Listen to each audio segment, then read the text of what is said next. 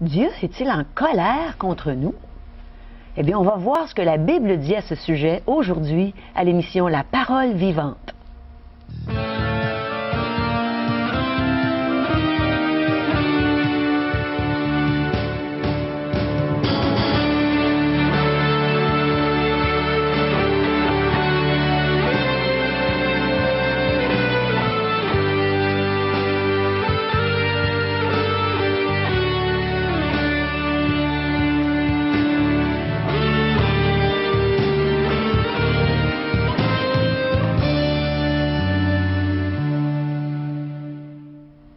Bonjour chers amis et bienvenue à l'émission La Parole vivante.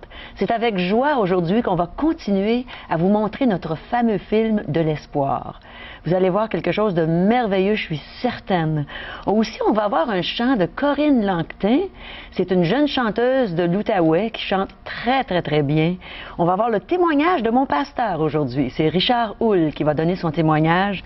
Et j'aimerais vous rappeler qu'on veut avoir vos questions, on veut savoir ce que vous pensez de notre émission aussi. Alors contactez-nous à 1-877-L'Espoir, 1-877-537-7647 ou allez sur notre site web espoir.ca. Aujourd'hui, on continue notre beau voyage au cœur de la Bible avec notre guide touristique, Régent Joly. Bonjour, Caro. Bonjour, Régent. Comment ça va? Un énorme plaisir d'être encore parmi vous, avec toi, Caro, pour poursuivre cette belle recherche et d'aller jusqu'au cœur de la Bible. As-tu entendu la question que j'ai posée au début? Oui. Est-ce que Dieu est en colère contre nous, d'après toi, Régent? Si tu sèmes des patates dans ton jardin, tu vas récolter quoi? Ben, des patates, j'espère. Des carottes. Ça va être des carottes. Ah oui! Bien.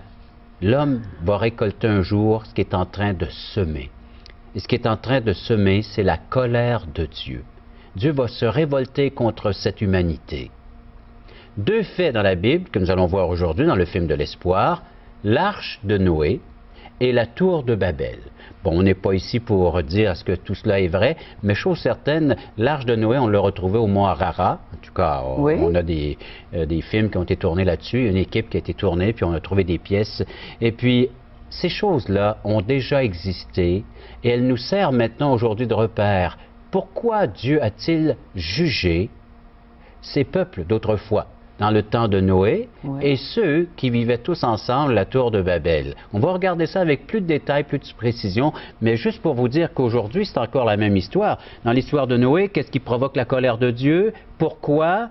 Et dans l'histoire de la tour de Babel, pourquoi Dieu agit-il ainsi? Et maintenant, je vais aller dans le Nouveau Testament, dans l'épître de Paul aux Romains, qui nous parle toujours des conséquences du fait de commettre le mal sans nous en repentir, sans changer d'attitude face au mal. Oui. Et cela se trouve dans Romains chapitre 1, verset 18. La colère de Dieu se révèle du ciel contre toute impiété et toute injustice des hommes qui retiennent injustement la vérité captive. Car ce qu'on peut connaître de Dieu est manifeste pour eux, Dieu le leur ayant fait connaître. En effet, les perfections invisibles de Dieu, sa puissance éternelle et sa divinité se voient comme à l'œil nu depuis la création du monde, quand on les considère dans ses ouvrages. Et le reste du verset 20 nous dit, ils sont donc inexcusables. Oh là là. De garder captif cette vérité. Dieu a parlé, Dieu a agi, il nous a démontré par le passé comment est-ce qu'il agit face au péché, face au mal, face à tout ce que l'homme peut démontrer dans sa révolte, dans sa rébellion contre son Créateur. Et Dieu va livrer l'être humain dans ce penchant naturel maintenant qui est devenu une nature pécheresse vers le mal. Alors, et voilà les conséquences. Et un jour, il y aura cette colère de Dieu qui sera déversée comme dans le temps de Noé, comme sur la tour de Babel. Nous aussi, on devra subir les conséquences de ce qu'on aura semé et pour le récolter. Mais, heureusement, il y a cette nouvelle, cette intervention, cette promesse de Dieu qu'il a promis un sauveur, une personne qui va venir nous délivrer de ce châtiment. Et c'est ce qu'on va s'attarder aussi à la toute fin de l'émission. On ne veut pas laisser les gens tout simplement avec cette réalité des faits que oui, il y a la colère de Dieu. Alors Dieu a raison, je pense, d'être en colère contre nous, et on va voir un peu plus loin dans quelques instants.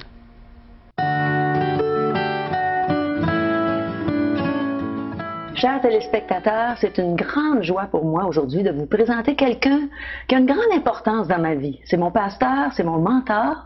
C'est le pasteur de l'Église évangélique baptiste de la Haute-Yamaska, Richard Houle. Bonjour Richard. Bonjour Caro.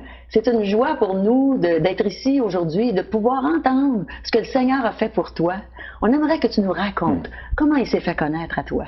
Bien, ça me fait plaisir. Ça a commencé, j'étais jeune, j'avais 12 ans, puis ma famille a été comme influencée par l'Évangile. Puis mon père m'avait invité à venir à l'église, mais j'avais bien peur. Et ma soeur était venue me voir, elle m'a dit « Non, non, Richard, vas-y pas. » Tu étais mise en garde. Oui.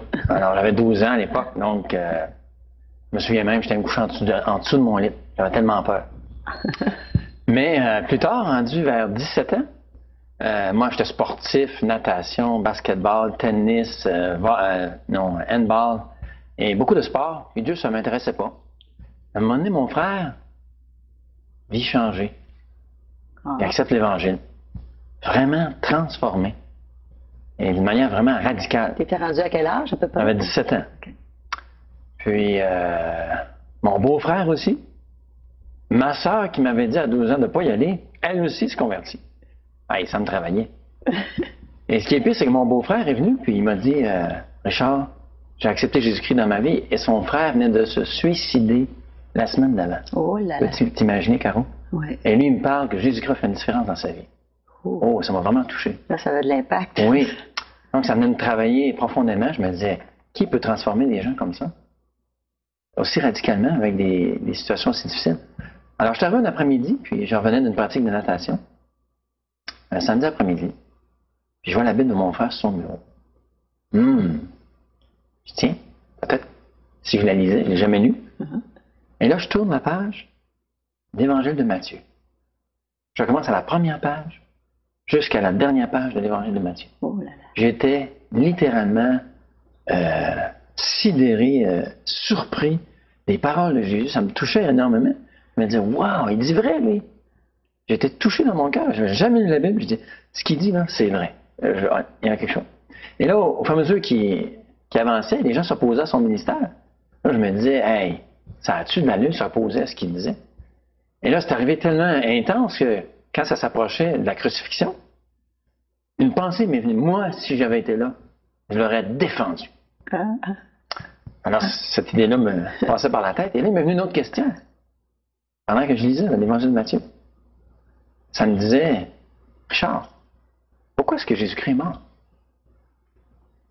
Et là, à l'instant, quand je me suis posé cette question-là, Dieu m'a convaincu que c'était moi qui l'avais crucifié sur la croix. C'était mes péchés. C'était pour moi, c'était pas les Romains. C'était pas les Juifs qui étaient devant la croix et disaient, hey, c'est le Fils de Dieu, descend de la croix. Ça, je voulais le protéger. Là, Dieu m'a montré que c'était mes péchés. Et là, j'ai pleuré, je me suis repenti. J'ai reçu Jésus-Christ cet après-midi-là comme mon sauveur. Je suis monté en haut, j'ai dit, maman, j'ai accepté Jésus-Christ comme mon sauveur. Je suis sorti en dehors du salon, je regardais dehors. Hey, il y a un bel arbre ici. Ça faisait 15 ans que je demeurais au même endroit, je ne l'avais jamais vu. Dieu m'avait transformé, gars. Il t'avait convaincu lui-même que tu étais un pécheur perdu, qui avait besoin de Jésus-Christ. Ah oui. Et ça a changé complètement ma vie. J'avais une soif de lire la lecture, de la parole. J'avais une soif de me réunir avec les chrétiens. Ça venait tout seul. Et Jésus, dans sa grâce, a transformé ma vie. Et je le remercie. Eh bien, merci beaucoup, Richard. Ça nous donne la soif, nous, de continuer. La soif de Dieu. Hein? C'est extraordinaire. Comment on a besoin de Jésus-Christ. Richard en avait besoin. Il est devenu un enfant de Dieu. Et on vous encourage, vous aussi, chers auditeurs, à prendre position pour Jésus-Christ. Le laisser toucher vos cœurs, comme il a touché celui de Richard.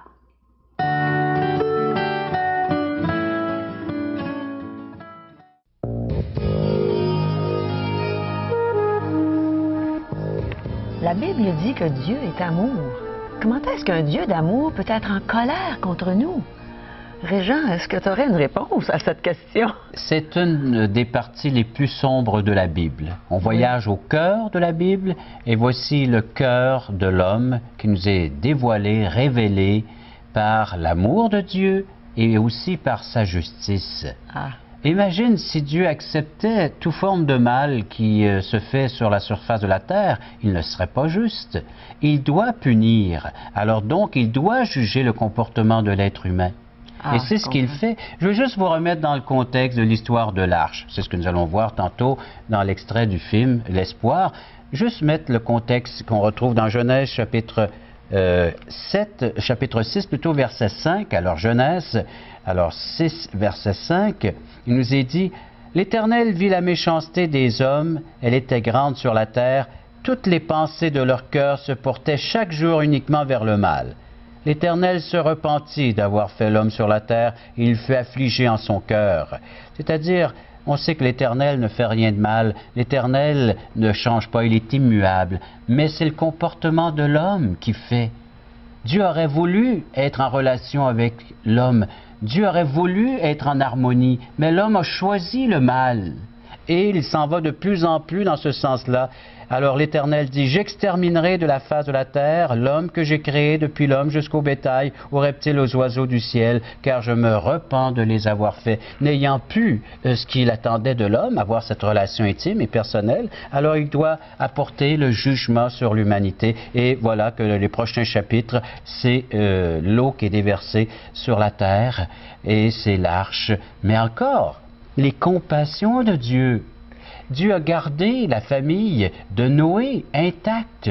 Pourtant, lui aussi a péché, parce que la Bible nous dit que tous ont péché. Donc, Noé aussi. Alors Dieu, à travers sa colère, manifeste son amour. C'est ça, on voit les deux. En gardant une famille de cette humanité qui est déchue, qui a décidé lui aussi de faire le mal. La compassion de Dieu est immense et grande. Et Dieu revient à la charge. Et même, il va donner un signe à Noé, comme quoi il n'y aura plus de déluge sur la terre. Et nous lisons ça dans Genèse chapitre 9. Il dit, tu regarderas au ciel, et chaque fois qu'il pleuvra, il y aura l'arc dans la nue. C'est pour ça qu'on voit l'arc-en-ciel aujourd'hui? L'arc-en-ciel, Caro. Elle est là pour signifier auprès de Dieu que, oui, il n'y aura plus de déluge. Oui, Dieu l'a fait une fois. Et maintenant, il n'y aura plus cette colère qui sera manifestée par l'eau. Alors donc, Dieu quand même rempli de compassion qui veut démontrer, et un signe pour se souvenir de ce qu'il a accompli ici-bas sur cette terre. Et dans Genèse 11, c'est la tour de Babel, et là aussi nous voyons pourquoi, qu'est-ce qui a amené cette colère de Dieu sur ses habitants de cette ville. Eh bien, si nous lisons le contexte, Dieu descendit pour voir la ville, dans Genèse 11, verset 5, et la tour que bâtissaient les fils des hommes. Et l'Éternel dit, voici, ils forment un seul peuple et tous une même langue, et c'est ce qu'ils ont entrepris. Maintenant, rien ne les empêcherait de faire ce qu'ils auraient projeté. Alors, ils voulaient bâtir un nom, ils voulaient se faire un nom, même se placer au-dessus de tout nom, au nom de l'Éternel. Oui. Ils voulaient devenir Dieu comme Dieu. Est-ce qu'on est meilleur que ça? Est-ce qu'on est meilleur, nous, aujourd'hui? Aujourd'hui, penses-tu? Alors, l'être humain va encore surpasser, dépasser, même se faire égal avec Dieu. Et c'est la même chose. Dieu a dû intervenir et là, il a confondu des langues. Alors, plus de 70 langues et les nations. Maintenant, c'est là l'origine des langues et la dispersion de tous ces êtres. Mais regardons le film. Allons voir avec des images, c'est plus concret ce qui s'est passé dans ce temps-là, dans cette période-là, avec le film L'Espoir. Oui, allons voir ce film. Je pense que ce prochain bout va vraiment décrire ce que Régent vient de nous dire. Alors que les descendants d'Adam et Ève se multipliaient, le péché augmentait aussi.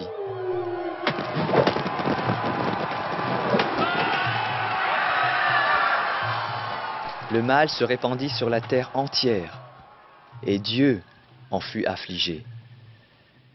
Mais il y avait un homme du nom de Noé qui était fidèle à Dieu. Et Dieu donna à Noé des instructions détaillées pour construire un immense bateau appelé Arche.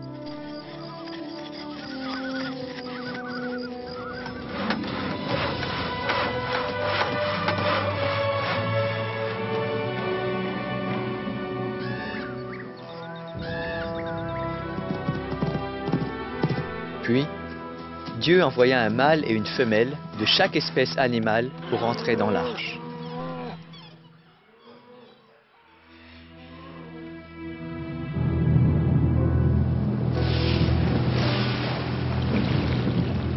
Et après que Noé et sa famille furent aussi entrés dans l'arche, Dieu en ferma la porte.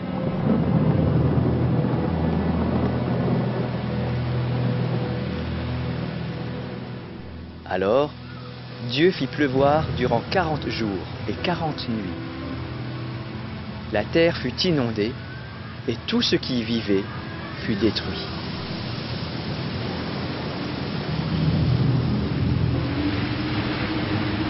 Pendant 150 jours, l'eau recouvrit la terre.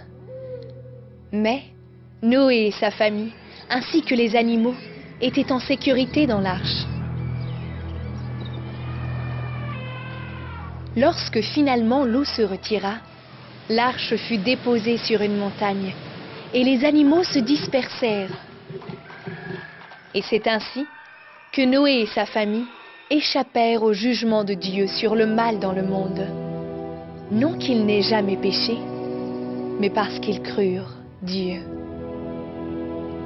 Et Dieu bénit Noé et ses fils, et il leur dit d'être féconds, de se multiplier et de remplir la terre.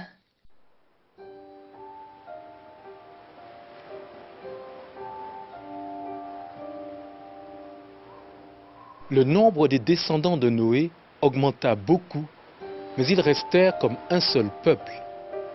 Ils ne remplirent pas la terre comme Dieu l'avait ordonné. Au lieu de cela, ils bâtirent une ville. Puis, ils construisirent une tour atteignant les cieux. Cela déplut à Dieu.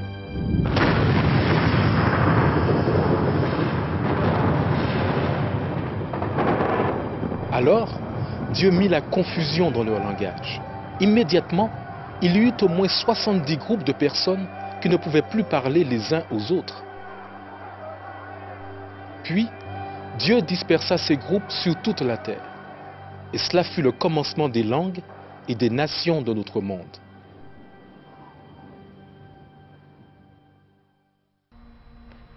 On vient de voir une partie du jugement de Dieu. Et on voit aussi que Dieu nous aime du sein de sa colère parce qu'il en a préservé quelques-uns, hein, Régent? La famille de Noé au nombre de 8, entre autres, si on se réfère à l'arche de Noé. Mais c'est Dieu encore qui est intervenu, qui a dit à Noé, encore un merveilleux plan de délivrance, de salut, je vais envoyer un jugement sur terre, je vais faire pleuvoir, et puis il y aura naturellement ce déluge. Mais voici comment échapper à ce déluge, en fabriquant et faisant l'arche. Et c'est Dieu qui a établi les plans. Et pendant plus de 120 ans, Noé a construit l'arche afin que sa famille y puisse y être réfugiée, ainsi que des pères d'animaux, comme on a vu dans le film. Et encore aujourd'hui, il y a un jugement qui plane au-dessus de nous. Est-ce que c'est la même chose que dans le temps de Noé? Un jugement qui sera fait par le feu, nous dit le Nouveau Testament et l'Apocalypse. Oui. Mais l'être humain vit dans le mal. Il commet encore le mal. Et Dieu appelle à la repentance imaginez, depuis Adam et Ève. Il a fait une promesse. Nous allons voir l'accomplissement de la promesse dans le film de l'espoir. Mais nous pouvons déjà voir l'accomplissement de cette promesse dans le Nouveau Testament.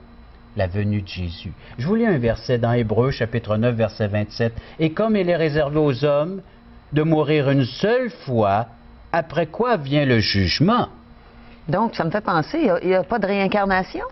Une seule vie, une seule mort, et si on n'a pas réglé la question du mal ou du péché, alors cette séparation d'avec Dieu que nous subissons depuis qu'on a commis le mal, alors si on ne rétablit pas les ponts, et par le moyen que Dieu nous offre, oui, c'est le jugement. Une vie, une mort, et la condamnation éternelle. Mais le verset 28 de Hébreux chapitre 9, de même Christ, qui s'est offert une seule fois pour porter les péchés de beaucoup d'hommes, apparaîtra sans péché une seconde fois à ceux qui l'attendent pour leur salut. Oh là là, ça alors, commence à être tous encourageant. les hommes, sans exception, sont privés de la présence de Dieu par le fait qu'on est pécheur, mais les chrétiens, ceux qui acceptent Christ comme leur sauveur et Seigneur, ont une relation avec Dieu. Alors, on n'est pas meilleur que les autres, mais ils ont reconnu et accepté la grâce que Dieu fait à l'égard du pécheur. Nous méritons tous cette condamnation éternelle. Nous méritons tous d'être séparés pour l'éternité. On n'est pas meilleurs les uns que les autres, mais ceux qui se tournent vers Dieu et qui implorent sa miséricorde et son pardon que Dieu offre à la personne de Jésus, eh bien, eux établissent les ponts et une relation qui peuvent vivre maintenant en harmonie avec leur Créateur, et Dieu devient leur merveilleux Sauveur et le Seigneur de leur existence. C'est ce que nous pouvons offrir aujourd'hui. C'est le plan que Dieu a conçu pour le salut de l'homme. Tout comme dans le temps de l'Arche. Alors, dans le temps de Noé, il y avait le bateau à construire, mais nous avons à croire en Jésus-Christ afin de pouvoir être sauvés de ce prochain jugement qui est à venir sur l'humanité.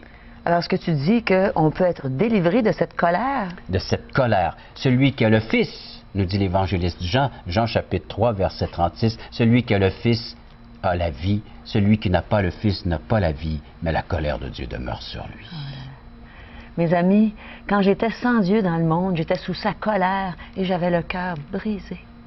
Et Dieu a enlevé cette colère parce que j'ai accepté Jésus comme mon sauveur personnel. Alors, il a guéri, il a consolé mon cœur brisé. Il m'a même donné un cœur nouveau. Il peut le faire pour vous aussi. Alors, écoutons présentement un beau chant de Corinne Langtin.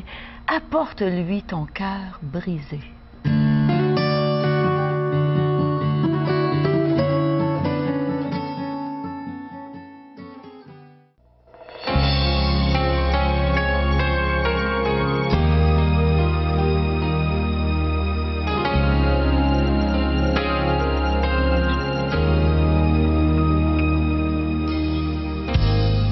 Parfois tu te sens accablé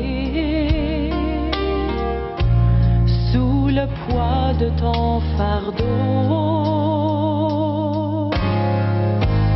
Si lassé, tu es à bout de force et tu ne peux aller plus loin. Si tes questions sont sans réponse, remplissant tes jours d'angoisse. Si tu te confies en ceux qui t'ont laissé tomber, si la route obscure te semble enténébrée, lève vers le ciel tes yeux, Jésus t'entend. Tu trouveras la paix, son repos bienfaisant. Apporte-lui ton cœur brisé, il te réconfortera, te soutiendra avec amour, ta peine il guérira. Effondre-toi dans ses bras, apporte-lui ton cœur, apporte-lui ton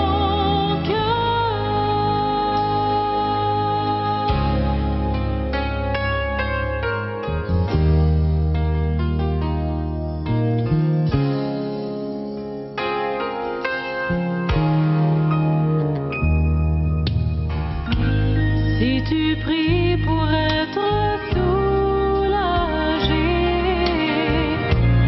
mais tu te sens chanceler, et si tu es lassé, fatigué du combat, tu ne te fais plus d'illusions. Oh non, quand l'amour n'est qu'un mot vide,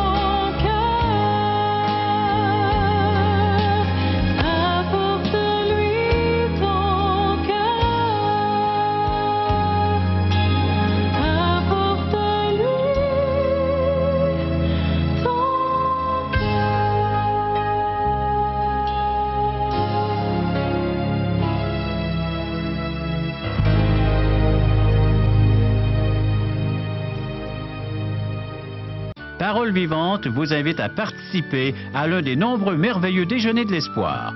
Ces déjeuners ont lieu dans plusieurs restaurants réputés de la région et vous sont offerts gratuitement. Venez entendre le témoignage d'une vie transformée par la puissance de Dieu. Pour connaître les détails concernant l'endroit, la date et l'heure pour votre région, composez le 1-877-537-7647 ou notre site web www.espoir.ca.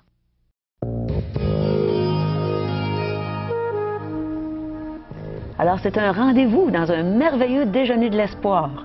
Et maintenant, Régent a une petite invitation pour nous. Toujours celle de nous écrire, nous faire part de leurs commentaires, recevoir gratuitement la littérature qu'on leur offre, mais surtout, le temps qu'il nous reste, pourquoi pas les inviter personnellement. Je les invite à venir assister à une étude biblique. On va visionner ensemble le film L'Espoir. On va en discuter, on va en parler. Table ronde, discussion lundi soir. Alors, c'est à 19h dans la région de Québec. On trouvera un endroit pour se rencontrer. Vous n'avez qu'à communiquer en composant le numéro de téléphone et puis les coordonnées suivantes, Caro. Puis vous allez rencontrer Régent. Hein? Alors, communiquez avec nous à 1-877-l'Espoir, 1-877-537-7647 ou allez sur notre site web espoir.ca. Au plaisir de vous revoir bientôt pour continuer à partager ce merveilleux film de l'espoir. Alors, soyez des nôtres. N'oubliez pas, on est là.